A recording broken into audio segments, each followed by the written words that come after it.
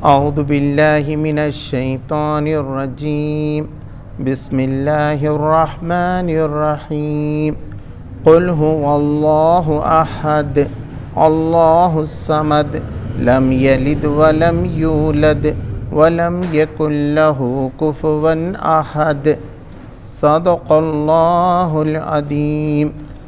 اللہ کے نام سے جو بے انتہا مہربان اور رحم فرمانے والا ہے۔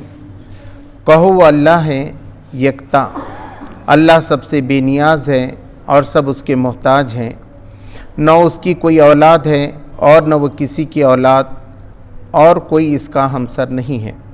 سچ فرمایا اللہ تبارک و تعالیٰ نے۔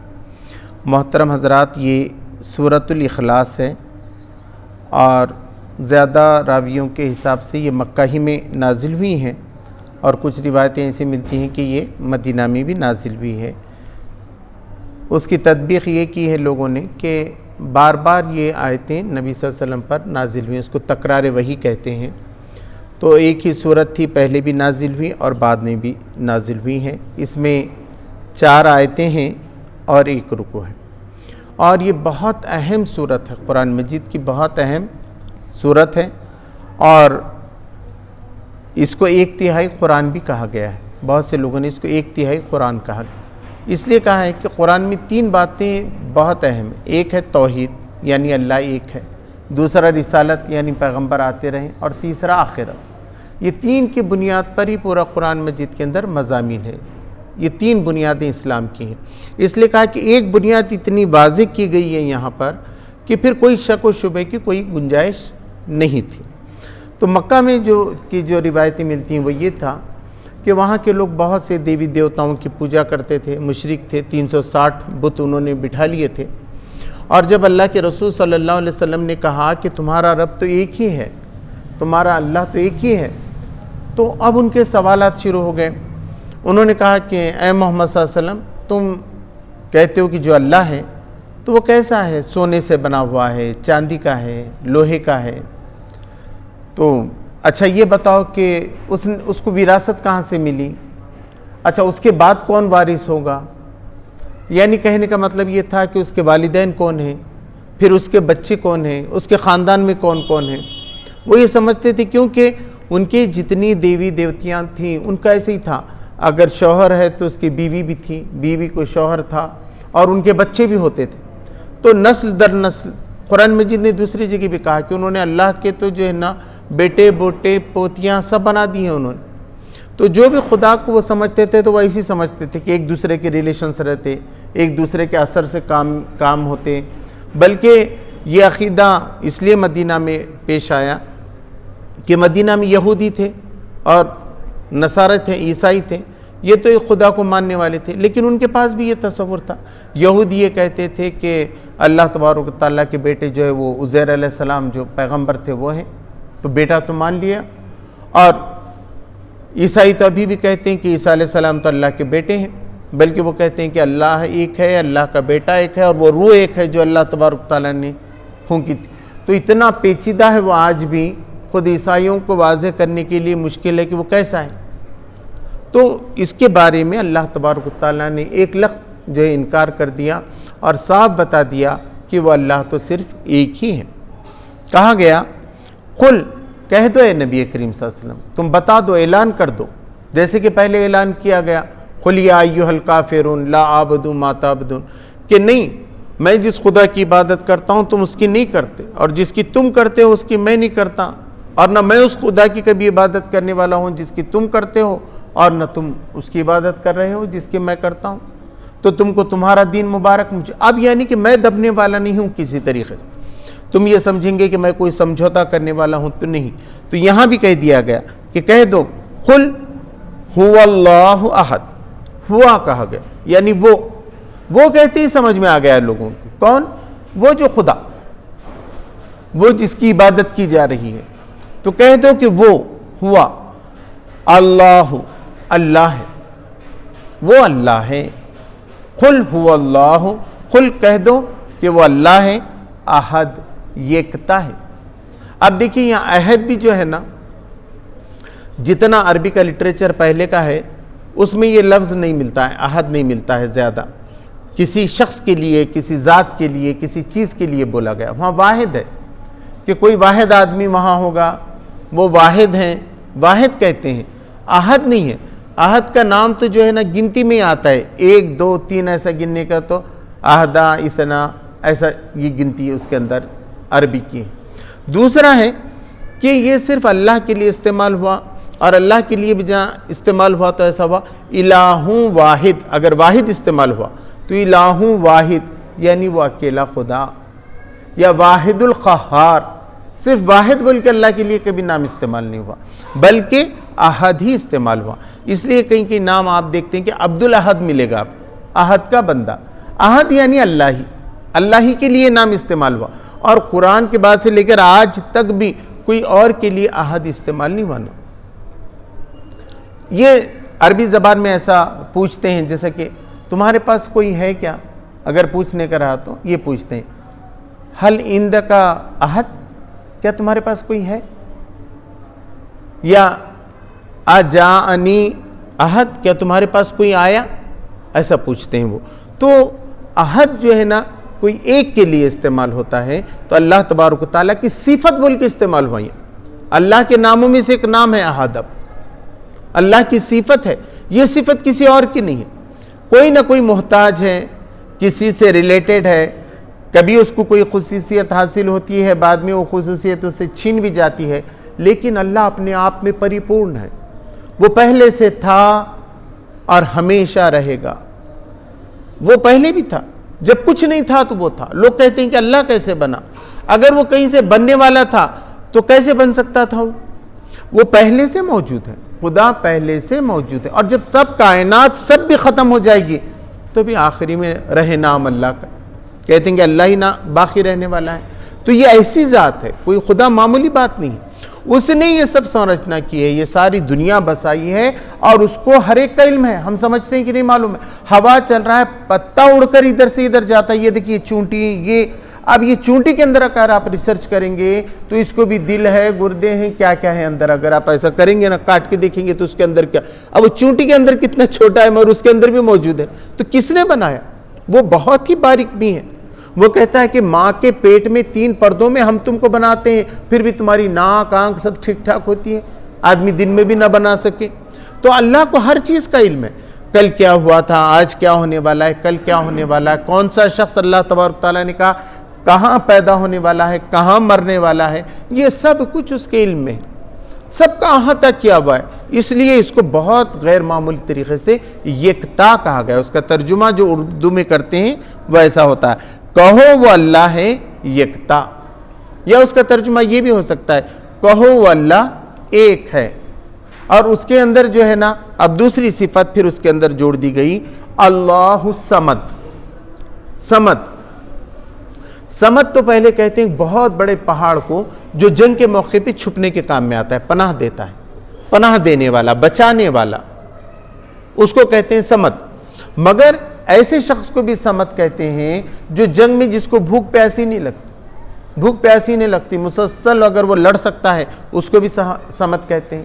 یا ایسے لیڈر کو صمد کہتے ہیں جس کے اوپر کوئی لیڈر نہ ہو، ساری حاجتیں وہی پوری کر سکتا ہو سارے انسانوں کی، اس کو بھی صمد کہتے ہیں. تو ایسے بہت سے ہیں. صمد یعنی دوسروں کی مدد کرنے والا، دوسروں کو پناہ دینے والا، اپنے آپ میں بڑا ہو کر رہنے والا، یہ سب جو ہے صمد ہے. اب صمد دیکھیے کوئی بھی ہو سکتا ہے، لیکن وہ کیسا صمد ہے؟ اضافی ہے. یعنی ایک سردار ہے، بھوک پیاس نہیں لگتی، کل موت آنے والی ہے مگر وہ ہمیشہ نہیں رہنے والا ہے. اس لیے اللہ تبارک و تعالیٰ کو وہاں صرف احد کہا گیا. احد جو آیا ہے نا، وہاں الاحد نہیں آیا، صرف احد آیا. نکیرہ کہتے ہیں اس کو، سادہ لفظ ہے وہ، تو اس کو استعمال کیا گیا. لیکن یہاں الصمد ہے، یعنی خاص صمد، یعنی وہ اللہ جس کی صفت ہی الصمد ہے. دوسرا صمد ہو سکتا ہے، لیکن الصمد کون ہے؟ جو اللہ تبارک و تعالیٰ ہے. اللہ تبارک و تعالیٰ بے نیاز ہے، اس کو کسی کی ضرورت نہیں ہے. ایسا نہیں کہ سب عبادت کریں گے تو اس کی طاقت بڑھ جائے گی، سب عبادت چھوڑ دیں گے تو اس کی طاقت کوئی کمزور ہو جائے گی، یا کبھی اس کی طاقت بہت زیادہ تھی جوانی میں، اب ذرا عمر ہو گئی ہے تو اب کم ہو گئی وقت گزرنے کے ساتھ ساتھ. نہیں، بالکل نہیں، ایکول ہے. جیسی آدم علیہ السلام کے زمانے میں تھی اس سے پہلے تھی، آج بھی اللہ تبارک و تعالیٰ کی ویسی قوت طاقت، کوئی کسی لحاظ سے ذرہ برابر بھی اس میں فرق نہیں۔ ہر آن اس کی نئی شان، ہر پھول اس کے رنگ میں کھل رہا ہے، وہ اس بہاروں کو روزانہ لا رہا ہے، روز صبح کو پوپ جو ہے پھٹتی ہے۔ کہا مولانا نے بھی کہ صبح اگر غور کریں لوگ تو اس کے پہ ایمان لے آئیں، بس خالی صبح کا منظر جو دیکھیں وہی غیر معمولی ہے۔ تو اللہ تبارک تعالیٰ نے کہا کہ یہ میرے نظارے ہیں، یہ سب میں پیدا کرتا ہوں، میں دیتا ہوں، میں کسی کا محتاج نہیں۔ مگر اس سے یہ ہو گیا کہ اللہ تبارک و تعالیٰ نے ایک بات سمجھ میں یہ بھی ہے کہ وہ دوسروں کی ضرورت پورا کرتا ہے، یہ بھی ہے، وہ بے نیاز ہے، مگر سب کی ضرورتیں وہ پوری کرتا ہے۔ اب بے نیاز ہے بولے تو کچھ لوگوں نے یہ لگا دیا کہ پھر اللہ کو شاید ہماری غرض ہی نہیں ہے، اللہ کو کیا پڑی، پھر جب اس کو کسی کی ضرورت نہیں ہے تو وہ ہماری عبادتوں کو بھی نہیں دیکھتا ہوگا، ہماری فکر بھی نہیں کرتا ہوگا، ہماری دعاؤں کو بھی نہیں سنتا ہوگا، اس لیے اب یہ دوسرے جمع کر لینا ہے دیوی دیوتا تاکہ پھر وہ خدا کو منائیں۔ یہ غلط فہمی نہ ہو، اس لیے اللہ تبارک تعالیٰ نے کہا کہ وہ سمجھ، وہ تم سے بہت محبت کرتا ہے، اپنے ہر بندوں کی آواز کو سنتا ہے، ہر دعاؤں کو سنتا ہے۔ اور اس نے یہ بات بتا دی کہ بھئی اللہ تبارک و تعالیٰ کے بارے میں کہ جب تم سمندر میں جاتے ہو اور وہاں کشتی گر جاتی ہے، قُلْ مَنْ يُنَجِّيكُمْ مِنَ الْبَحْرِ مِنَ الظُّلُمَاتِ الْبَرِّ وَالْبَحْرِ، بتاؤ کہ تم کو بحر اور بر کے اندھیروں سے کون بچاتا ہے؟ قُلِ اللَّهُ يُنَجِّيكُمْ، کہہ دو کہ وہ اللہ ہے جو تمہیں نجات دیتا ہے، لیکن اس کے باوجود تم شرک کرتے ہو زمین پہ آنے کے بعد، پھر اس کی نافرمانی کرتے ہو۔ اللہ نے کہا جہاں بھی کوئی مانگے گا، پھر دوسری جگہ قرآن نے کہا کہ ٹھیک ہے تم یاد کرو جب سمندر میں تم بڑے مزے سے جاتے ہو، بہت اچھی ٹھنڈی ٹھنڈی ہوائیں آتی ہیں، مگر جب موجیں اٹھنے لگتی ہیں پہاڑوں کی جیسی اور لے کے تم کو ڈوبنے لگتی ہو تو جس کو تم بلاتے ہو سب گم ہو جاتے ہیں اور سب مل کے ایک اللہ کو پکارنے لگتے ہیں۔ کئی بار یہ تجربہ لوگوں نے کیا ہے کہ سارے خداؤں کو بھول جاتے ہیں، اب بولتے نہیں بچانے والی ذات ہی کی ہے۔ تو اللہ تبارک تعالیٰ نے کہا پھر وہ جب تم کس کو بلاتے ہو وہ میں ہی ہوتا ہوں، اور میں چاہتا ہوں تو تم کو بچا کر نکال دیتا ہوں۔ تو یہ ہے وہ اللہ جو پورا کرتا ہے، تم رزق مانگو گے رزق دیتا ہے، کھانا مانگو گے کھانا دیتا ہے، صحت مانگو گے صحت میں، جو بھی دعا کرو گے وہ ہر وقت ہر پل اپنی ہر مخلوق کے ساتھ ہے۔ ایسا نہیں کہ ادھر گیا اللہ تبارک و تعالیٰ مدد کرنے کی تو ادھر نہیں ہے، آج اللہ تبارک تعالیٰ نظر نہیں آ رہے ہیں، ایسا نہیں۔ کہیں سے بھی آپ کسی بھی شہر میں رہو، کسی بھی ملک میں رہو، زمین میں رہو، آسمان میں رہو، دونوں کے بیچ میں رہو، جب بھی تم خدا کو پکارو گے خدا اتنا ہی نزدیک ہے، تم وہی نماز پڑھ سکتے ہو، وہاں ذکر کر سکتے ہو، خدا کو یاد کر سکتے ہو، خدا سے دعائیں مانگ سکتے ہو۔ تو یہ خدا سب سننے والا، تم سے بہت گہرا تعلق ہے اس کا، اس نے پیدا کر کے چھوڑ نہیں دیا ہے۔ کچھ لوگوں کا یہ اللہ نے دنیا پیدا کر دیا چھوڑا، اس نے کہا کہ نہیں میں تدبیر کر رہا ہوں پورا، جو بھی طوفان آتا ہے، پانی برستا ہے، پھل آتے ہیں، کلیاں کھلتی ہیں، یہ سب کے پیچھے میری تدبیر کام کر رہی۔ ایسا ہے وہ الصمد، سب سے بے نیاز ہے مگر سب کی خبر رکھنے والا ہے۔ کیا واضح تصور ہے، کیا واضح تصور کیا کہ خدا کے بارے میں کوئی شک نہ رہے کسی کو کہ وہ خدا کیسا ہے۔ وہ خدا ایک ہے اور وہ صمد ہے، الصمد ہے۔ لم یلد ولم یولد، نہ اس کو کسی نے جنا ہے اور نہ وہ کسی سے جنا ہے۔ یعنی یہ تصور تھا، اچھے یہودی بھی آ کر یہ کہتے تھے کہ اب دیکھیے آج تک جو لوگوں نے اللہ کو بیٹا بنا دیا، اللہ کے واسطے بیٹے بنا دیے کہ عیسیٰ علیہ السلام بیٹے ہیں عزیر، مگر وہ اللہ کا شکر ہے کسی نے اللہ کو باپ نہیں بنایا کہ وہ اللہ کے ابا بھی ہیں، بولے اتنی ہمت تو کوئی نہیں کر سکا۔ مگر مطلب تو وہ چھوا نا، جب بیٹا ہونا تو ابا بھی ہے۔ کیوں ہونا بیٹا؟ بیٹا کیوں ہونا ہے؟ پہلے تو یہ تصور ہے کہ آدمی کو بیٹا کیوں ہونا ہے یا بچے کیوں ہونا ہے، تو معلوم ہے کہ ایک انسان ختم ہو جانے والا ہے، تو زمین میں اس کی جگہ کون لینے والا ہے؟ ایک انسان۔ سب کو معلوم ہے کہ جو دنیا میں سب مرنے والے ہیں، تو اس لیے لوگ چاہتے ہیں کہ اپنی نسل آگے چلے، اپنی اولاد ہو تو وہ اس کو آگے لے کر چلے گی۔ اب اللہ تبارک و تعالیٰ تو جیسے کا ویسا ہے، تو اس کو کیا ضرورت پڑی ہوئی ہے؟ اس کو ضرورت ہی نہیں ہے، اس کو ضرورت ہی نہیں ہے، اس کے واسطے یہ نہیں ہے۔ اور یہ بھی بتایا کہ وہ بھی کسی سے پیدا نہیں ہوا ہے، وہ اپنے آپ میں پہلے سے موجود ہے، اس کے واسطے لم یلد ولم یولد، نہ اس کو کسی نے جنا ہے، نہ اس نے کسی کو جنا ہے، نہیں اس کے ماں باپ ہیں نہ ہی اس کی اولاد ہے۔ وَلَمْ يَكُنْ لَهُ كُفُوًا أَحَدٌ، اور اس کے برابری کا بھی کوئی نہیں، ہمسر کوئی نہیں، بالکل ایکول ہے۔ دو خدا رہتے تو اللہ تبارک تعالیٰ نے کہا وہ آپس میں لڑتے تھے نا، پھر جھگڑا ہو جاتا تھا۔ دو خدا ہوتے تھے ایکول، یا بہت سے خدا ہوتے اور کسی نے سمجھو ہاتھیوں کو پیدا کیا ہے، کسی نے بھینسوں کو پیدا کیا، کسی سب اپنے اپنا لے کر چلے جاتے، وہ خدا سے ناراض ہوتے تھے۔ تو ایسا نہیں ہے، بلکہ سب کو پیدا کرنے والا ایک ہی خدا ہے۔ اب ایک وقت کیا ہو گیا کہ یہ دعوتی مہم چل رہی تھی اور مجھے یہ کہا گیا کہ میں جو جا کر بچوں کو سمجھاؤں۔ وہ بچے ایسے تھے کہ 5 سال کے، 6 سال کے، 7 سال کے۔ اب میں نے کہا میں ان کو کیا سمجھاؤں، کیسا اسلام کی بات، پورے برادران وطن کے بچے، اور وہ اپنے اسکول میں لے کر گئے اور بولیے بچوں کو سمجھائیے ہمارے ذرا۔ تو میں نے بچوں سے پوچھا کہ پہلے تو چھوٹی بات کر کے ان سے تھوڑی دوستی کر لی، ایک آدھ دو الفاظ پوچھ کے کر کے، اس کے بعد میں نے کہا کہ اچھا یہ بتاؤ کہ یہ زمین اور آسمان کو کس نے بنایا، کس نے پیدا کیا؟ تو کسی نے کہا پربھو، کسی نے کہا گاڈ، سب نے کہا وہ اوپر والے نے۔ اچھا، میں نے بولا اس نے پیدا کیا یہ زمین آسمان، آپ کو معلوم ہے؟ تو بولے ہاں ٹھیک ہے۔ تو میں بولا اس کے ماتا پتا ہیں کیا؟ اس کے ماتا پتا کیسے ہیں؟ تو سب نے کیا بولے اس کو کوئی ماتا پتا نہیں ہے۔ بولے اچھا، میں بولا اس کو کتنے بچے ہیں؟ تو انہوں نے بولے نہیں اس کو کوئی بچے نہیں ہیں۔ بولے وہ بچے بول رہے سب۔ اچھا، میں بولا اس کی برابری کا کوئی ہے کیا، اس کے برابری کا، اس کو ٹکر دینے والا کوئی ہے کیا؟ تو بولے نہیں۔ میں نے بولا ہمارے قرآن مجید میں جو میں آپ کو بولنے آیا ہوں، قرآن کی یہی بات ہے کہ وہ اللہ ایک ہے اور وہ بے نیاز ہے، اس کی کسی کو ضرورت نہیں، سب کی اس کو ضرورت ہے۔ اس کو نہ ماتا پتا ہے، نہ اس کو سنتان ہے، اور نہ اس کے کوئی برابری کا ہے۔ اب بعد میں یہ سب ہونے کے بعد وہ پورے ٹیچر مجھے لے کر گئے، وہ بچوں سے بھی پوچھ رہے کہ تم کو کس نے بتایا پہلے ہی؟ تو انسان کی فطرت میں ہے، وہ فطرت میں وہ اپنے خدا کو پہچانتا ہے۔ اب اتنے چھوٹے بچوں کو کیسے معلوم ہو گیا؟ تو فطرت کی آواز پہ انہوں نے لبیک کہا۔ وہ سب ٹیچر بھی کہنے لگے ہم کو بھی بڑا تعجب ہوا آپ کے سوال کے، جو یہ لوگ بچوں نے جواب دیے تو یہ کیسے دیے؟ تو ہر انسان کے اندر یہ دعوتی کام میں یہی ہے، اسلام قبول کرنا کوئی بڑی بات نہیں ہے، وہ اپنے خدا کو پہچان جاتا ہے۔ اور اللہ تبارک و تعالیٰ نے آدم علیہ السلام کی پیٹھ سے ساری ارواح کو پیدا کیا تھا اور پوچھا تھا کہ بتاؤ تمہارا خدا کون ہے؟ تو سب نے کہا آپ ہی ہمارے خدا، آپ ہی اللہ ہیں۔ تو اس نے کہا کہ تم گواہ رہو۔ اب وہ بات کہیں نہ کہیں انسانوں کے ذہن میں وہ صرف یاد دلانی ہے۔ دعوت کا کام کیا ہے؟ انسان کو صرف یاد دلایا جائے کہ اپنے اس رب کو یاد کرو۔ وہ روح نے تو گواہی دے چکی ہے پہلے، ہر ایک روح اللہ کے سامنے موجود تھی، تو اس کے اندر کے انترآتما پکار کر کہتی ہے اور وہ تلاش میں ہے حق کی، جب تک وہ روح بے چین رہتی ہے۔ اس لیے جب آتا ہے آج بھی دنیا میں لوگ اسی لیے قبول کر رہے ہیں کہ اپنے خدا کو پہچان رہے ہیں۔ یہ کوئی سازش نہیں ہے کہ انسان اس خدا کو پہچان رہا ہے جس نے زمین بنایا، جس نے آسمان بنایا، جس نے رزق دیا، اور مرنے کے بعد اللہ ہی کے پاس وہ جانے والا ہے۔ اور اللہ تبارک و تعالیٰ یہ بتا رہا ہے کہ یہ دنیا کی جو زندگی ہے کچھ بھی نہیں ہے، اصل آخرت کی زندگی۔